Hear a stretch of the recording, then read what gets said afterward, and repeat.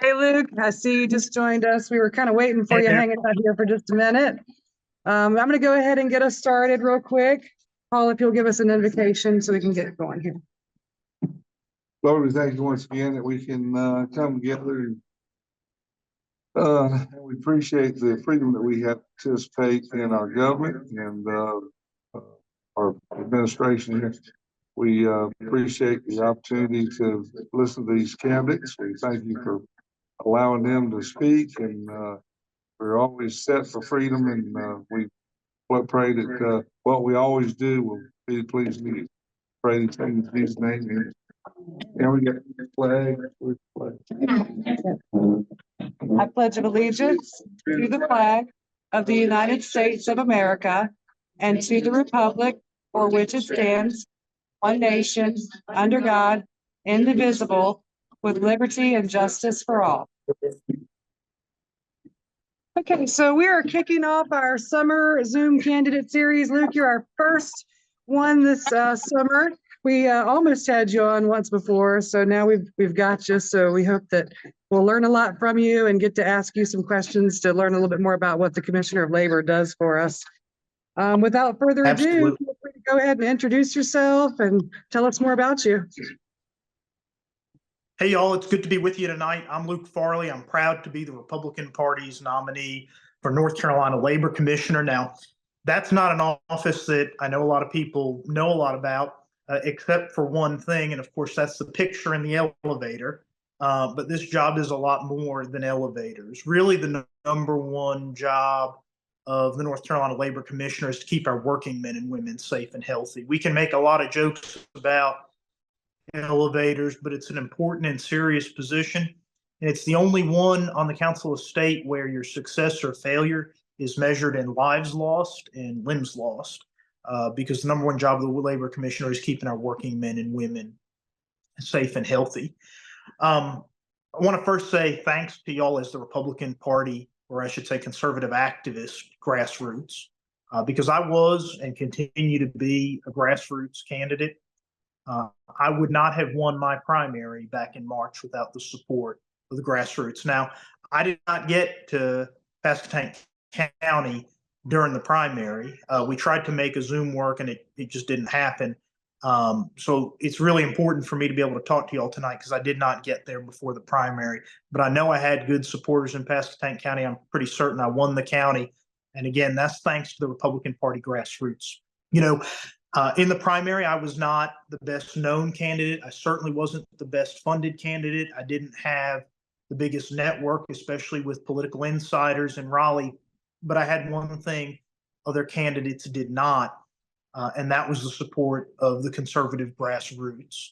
And for that, I just want to say thank you to y'all. I want you to know that I recognize that this is a victory that was won by the grassroots. You know, my race, along with others, shows that the grassroots of the Republican Party can still determine the outcome of primaries, and it's not just all about money and connections. You know, I had a friend tell me not long after I won the primary, they said, you know, you won this victory on the shoulders of the grassroots. And I said, I know it, and I don't run away from that. I was close to the people during the campaign, and I'm going to remain close to the people. So that's the first thing I want to say is just thank you to y'all for your support during the primary. You know, I want to talk a little bit about the Labor Commissioner's office. Like I say, it's mostly about keeping workers safe and healthy. But I want to come at it in a pragmatic, common sense, conservative way that makes sure we're protecting workers and their jobs at the same time, right? There's two ways you can be a labor commissioner. You can be a by-the-book guy that is laws, labor employment laws of this state have written, or you can be somebody who goes in there with a political agenda and uses those laws for lawfare against businesses. I want to be the common sense, pragmatic regulator. I've got a Democrat opponent in the race, and it's important he is too, not just me.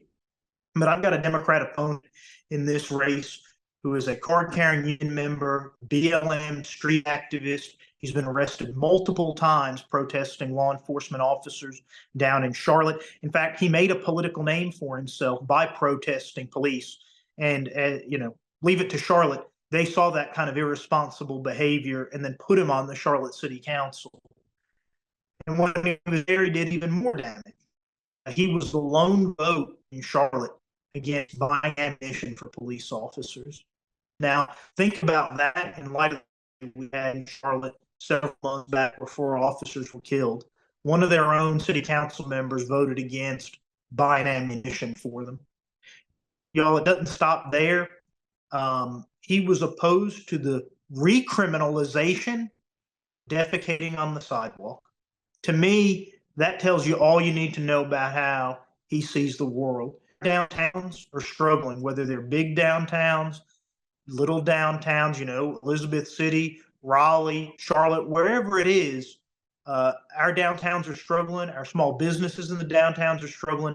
And the last thing they need is somebody deciding it's okay to use the toilet in front of their business. Imagine you got a small bakery or something. You got to step over somebody using the bathroom to go buy donuts. That just doesn't work. But that's the mentality of the radical far left, and you see it in my opponent in this race.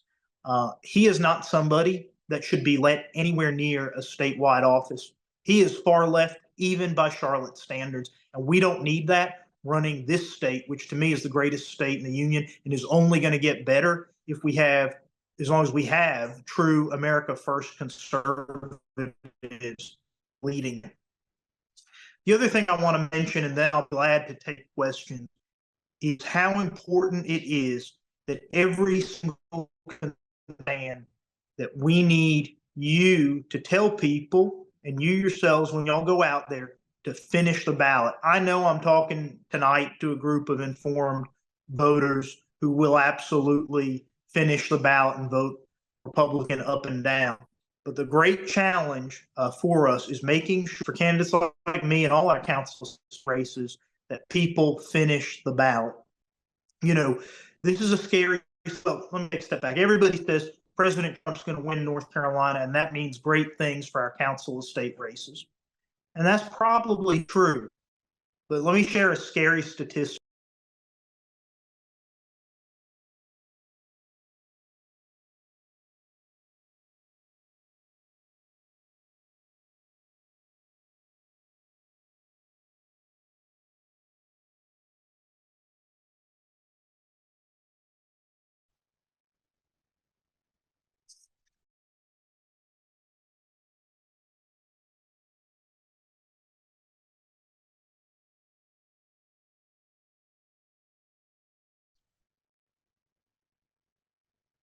Can y'all hear me?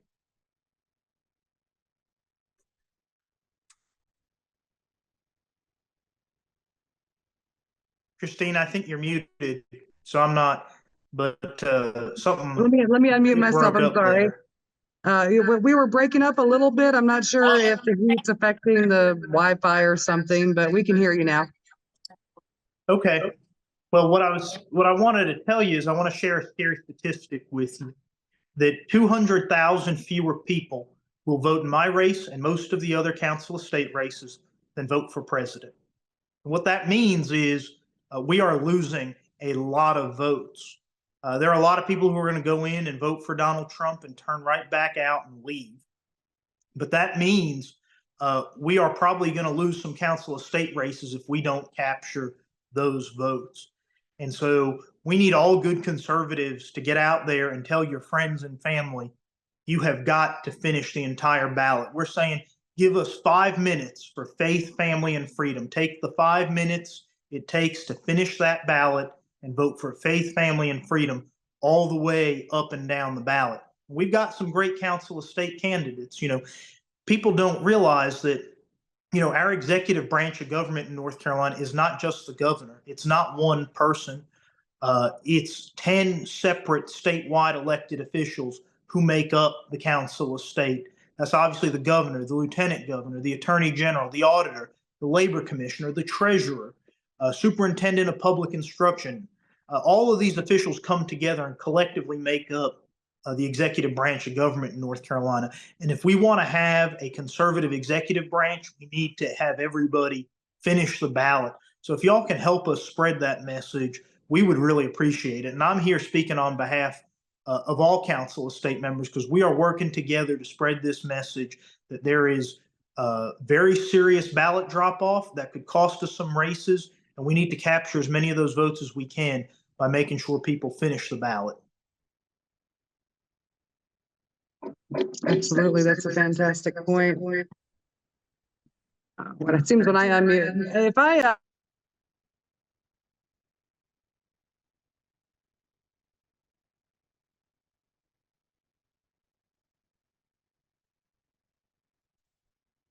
feedback, sorry, I'll have to give the guys here a little bit of feedback so that you can hear me, because you can't hear me otherwise, I guess, unless I unmute.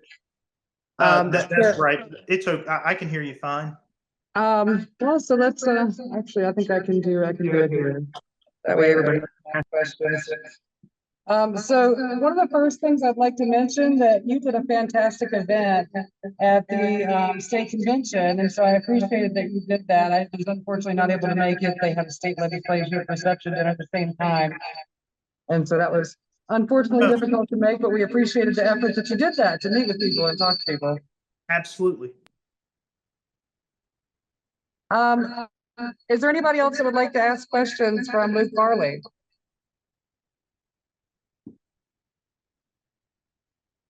Couple other folks here that want to ask questions. If I can't mute this microphone here, so we'll stop getting this awful feedback. Probably not. Well, Luke, I'm gonna have to mute my microphone so we don't get feedback, but what I'll do is I'll have, just tell us a little bit more about the Department of Labor and what other offices come under your division. Is OSHA underneath of you? Yes. So as I say, the number one job of the Labor Commissioner is keeping working men and women safe and healthy, and to make sure everybody goes home at the end of the workday. And so that's a way of saying, yes, we do OSHA enforcement. About half of the budget of the department, half the employees are dedicated to OSHA workplace safety. And that's spread across different areas, not just enforcement, so citations and penalties, but also consultative services, education and training to help businesses do the right thing on the front end instead of just punishing them on the back end when they fail to comply. So that's about half the department, and the rest of the work of the department are other, it's a mix of other labor and employment laws, and then things that relate to public safety. So the Labor Department enforces our state's wage and hour law, enforces our state's discrimination law, enforces our state's E-Verify law. These are all the kinds of things that I think keep a lot of employers up at night. But these are the laws that protect our workforce and that we need to enforce in a common sense, conservative way. The other thing the Labor Department does, of course, famously is inspection of the elevators, also inspection of amusement rides. And so what I tell people is, if you own a business or you work for a living, you're touched by the work of the Labor Department. And even if you don't do those things, you probably ride on an elevator or put your kids on amusement rides. And so virtually everybody in North Carolina is affected by the work of the Labor Department in one way or another. There are some other public safety things. Like I said, we inspect elevators, amusement rides, boilers, and pressure vessels. So commercial boilers, even those antique boilers that you see at different fairs that make homemade ice cream, those are inspected by the Labor Department for safety, because if they're not operated and maintained properly, they can explode and cause serious injury.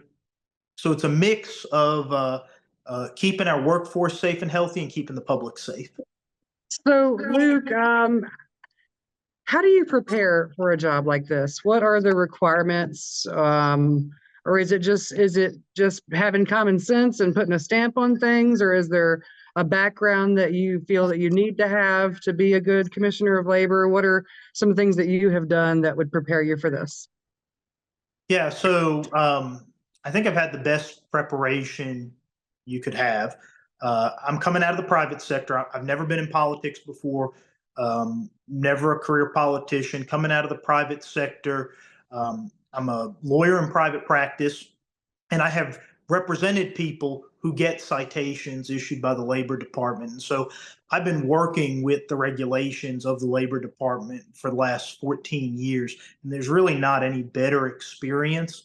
This is not, this is a technical regulatory position, and there's really not any better experience for doing that than working with the regulations you'll be enforcing as labor commissioner.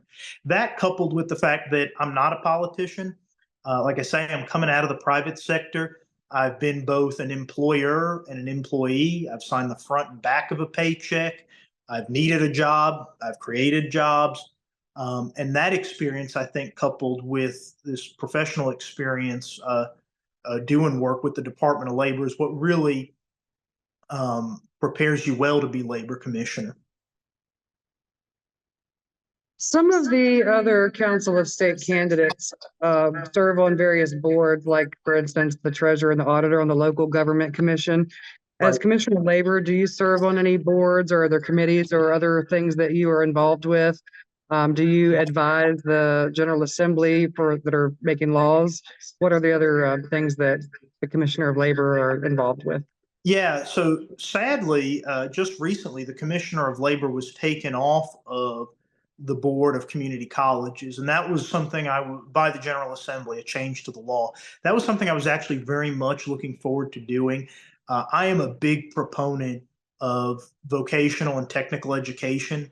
I don't believe that the only path to success is a four-year college degree. I have a four-year college degree, of course. And it's been good for me, but it's not for everybody. And there are lots of ways to be successful in this life. And I'm really concerned that when you look at people going to college today, the thousands and thousands of dollars in loans that they're taking out, which are now being forgiven by the Biden administration, it's just not necessarily the path everyone needs to take, but we're forcing people into that path needlessly. To their own detriment and the detriment of the American and North Carolina taxpayer. And so I was going to very much looking forward to serving on that board and using it as a platform to advocate for vocational and technical education. But sadly, they changed the law and I'm no longer on it.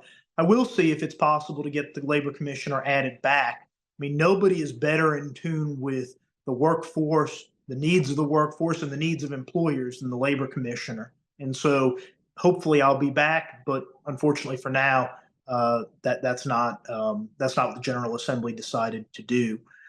In terms of advising the General Assembly, absolutely, you are as the Labor Commission, the sort of foremost voice on issues of labor, employment, unionization, and so I expect that the General Assembly will be looking to me to propose changes to those laws if needed.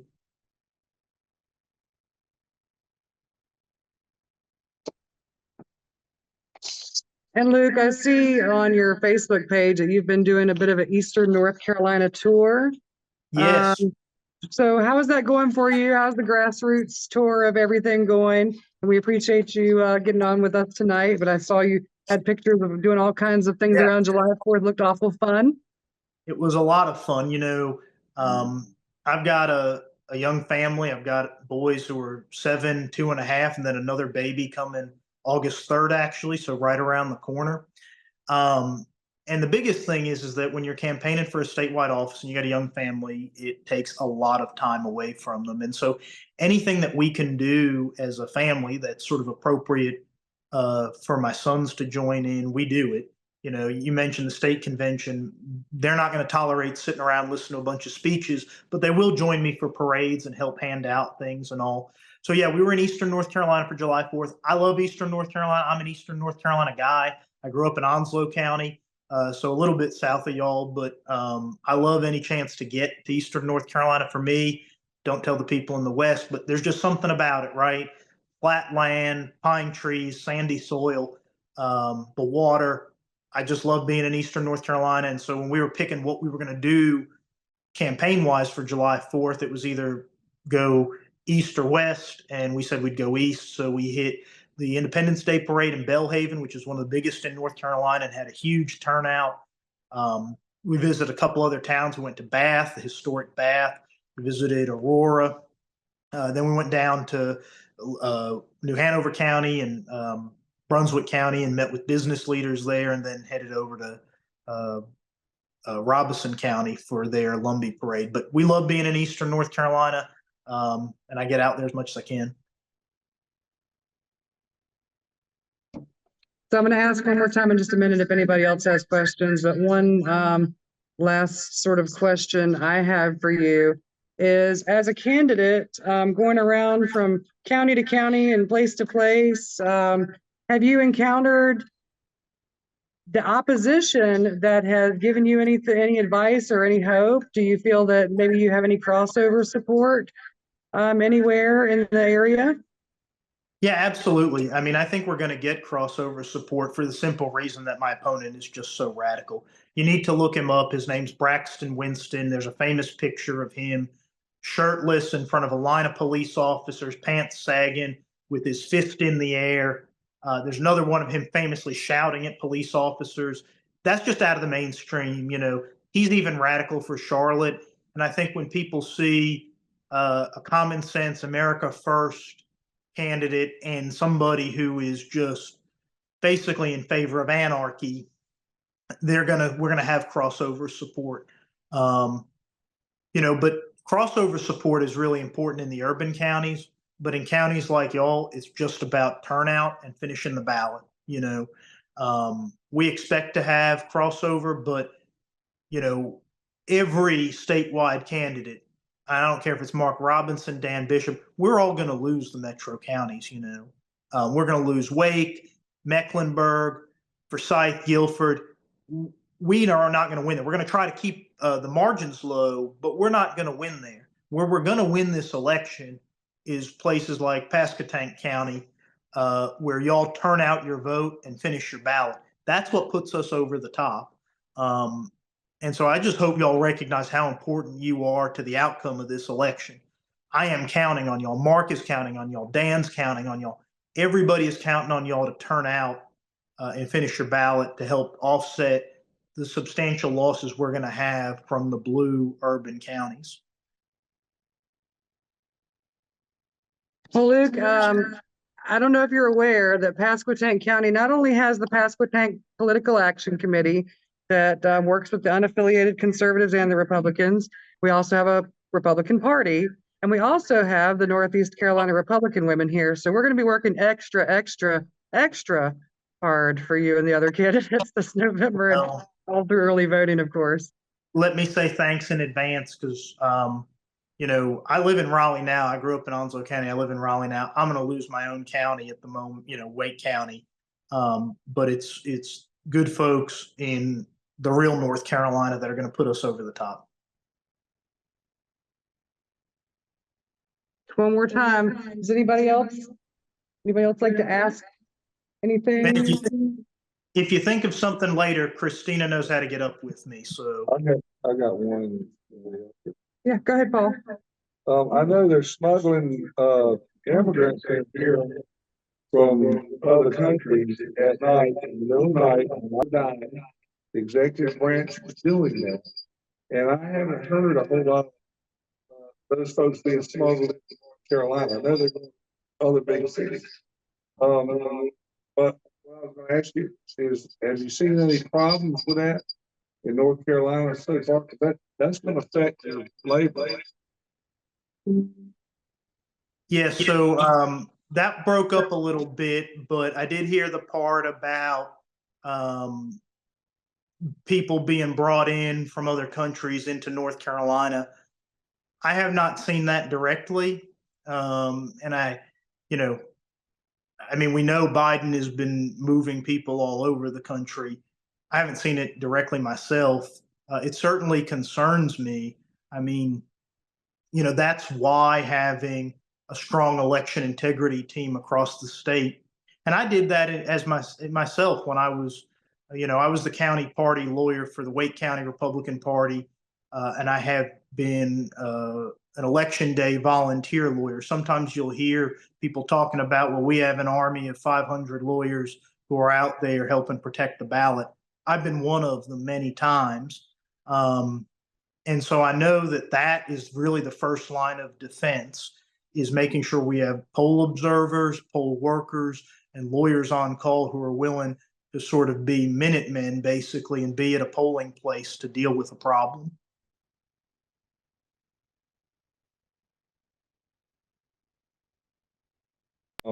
Driver's license, they get driver's license from California, I think, might be getting some from Florida. And if they have that, they move into North Carolina, I presume they can swap that license for a North Carolina license. That would give them, authority to vote, because that gives them a photo ID. So that concerns me. So I know that's gonna affect our language. Sure. I'm not sure I heard all the question, but yes, I am concerned too about, the ability of people to register to vote after just getting a driver's license. But again, I think the best line of defense against that is having staff polling places.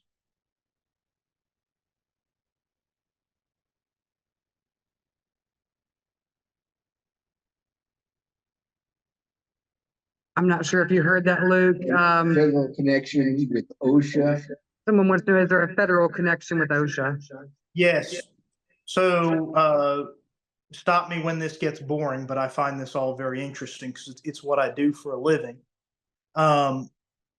We are what you call a OSHA state plan state, which means, there's the Federal Occupational Safety and Health Act. Every state has to come up with some way to protect its working men and women while they're on the job.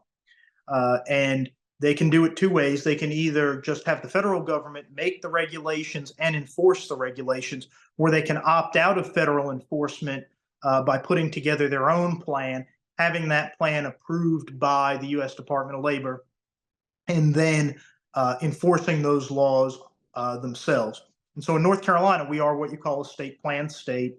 The federal government makes the workplace safety regulations, but they're enforced by your own commissioner of labor, which, trust me, is much, much better for North Carolinians because there's a lot more accountability, right? I'm here talking to y'all tonight on a Zoom.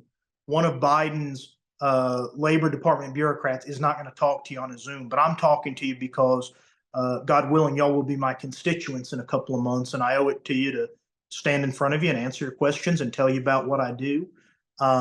And so that's what makes us different than a lot of other states is we've got this level of accountability. Plus, of course, you elect your labor commissioner. Only 4 states elect their labor commissioner. So between that and our status as an OSHA state plan state, you've got a lot of accountability about how the workplace safety laws get enforced in North Carolina. But the bottom line is the federal government makes the regulations, but the state of North Carolina through the Department of Labor enforces them. There's one thing I do want to mention to you so that you can know this as informed citizens. Generally, we are obligated at the Department of Labor to adopt verbatim whatever the federal regulation is that gets pushed down.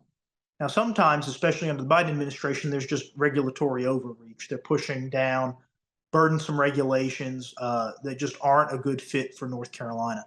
And in those instances, our own state law says that the North Carolina Commissioner of Labor does not have to adopt the federal regulation verbatim, but instead can come up with their own regulation as long as it is at least as effective as whatever the federal government proposes.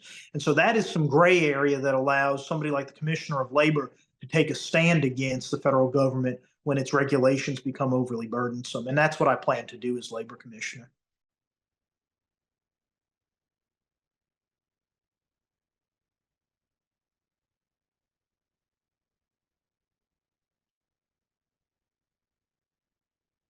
Unmute myself here again.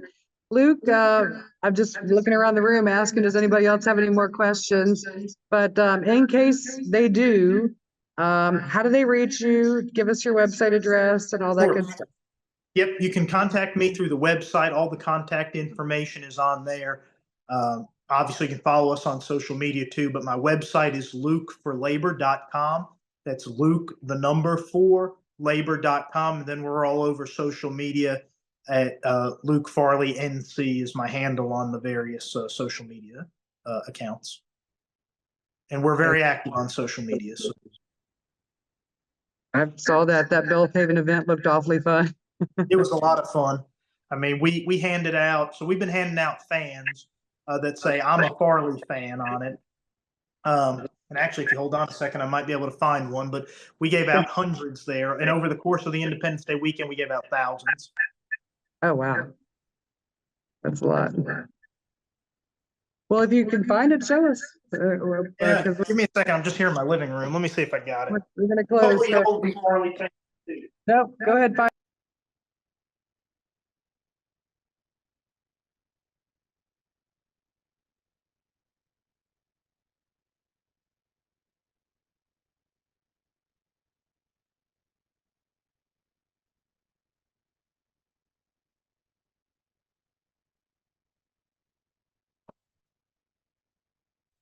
Got one more left. Here it is. So we were giving these out all over Eastern North Carolina. So hopefully y'all will be Farley fans too.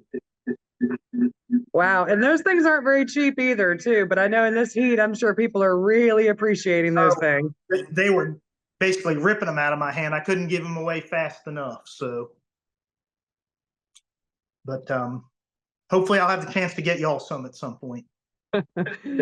Well, if it's still hot, by the time the early voting rolls around, we'll certainly be sporting them, because I know certainly during March primary, it was awfully hot. We would have loved to have had stuff like that then. We were bugging Hal Weatherman for his. Hal's got some. Hal's are good. We just made a little play on words about be a Farley fan. That's great. All right, Luke. Well, we wish you a wonderful evening. We appreciate you stopping in to take a minute to talk to us, and we hope you stay cool because it is a scorcher. Yeah, thanks so much. I appreciate that y'all do this. Take time out of your evenings to listen to candidates. And I'm glad I finally had the chance to talk with y'all. So y'all be in touch if you need anything. Absolutely, and we will ideally put this on YouTube and paste it around so that people can also hear as well what you had to say and learn a little bit about yourself. Very good. Thanks so much. All right, thank you. Bye-bye. Bye-bye. Thank you.